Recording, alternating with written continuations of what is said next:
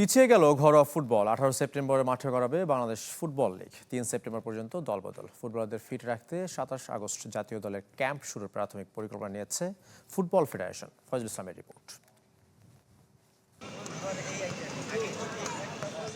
নানা আলোচনা আর শঙ্কা পেরিয়ে অবশেষে পিছিয়ে গেল ঘরোয়া ফুটবল। এ মাসে মাঠে গড়াচ্ছে না খেলা। দলবদলের প্রথম পর্ব শেষ হচ্ছে 3 সেপ্টেম্বর, থাকছে না কোনো অন্তর্বর্তী তারিখ।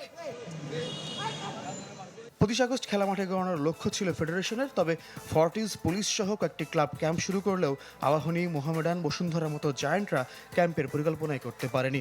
সাথে কিংস আর ফকিরের পুলের দলবদল নিষেধাজ্ঞার ইস্যু তো আছেই।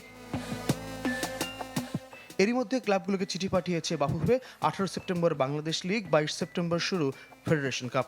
ফেড কাপের 4 ভেন্যু মুন্সিগঞ্জ, মানিকগঞ্জ, গোপালগঞ্জ ও ঢাকার জাতীয় স্টেডিয়াম। এবার জাতীয় দলের ফিফা উইন্ডো চলাকালীনও চলবে ঘরোয়া ফুটবল।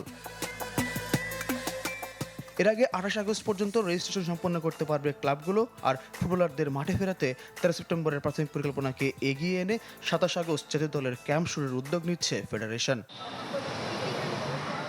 বিশেষ পরিস্থিতিতে শনিবার নির্বাহী সভায় বসবে বাংলাদেশ ফুটবল ফেডারেশন। ফয়জল ইসলাম, চ্যানেল 24, ঢাকা।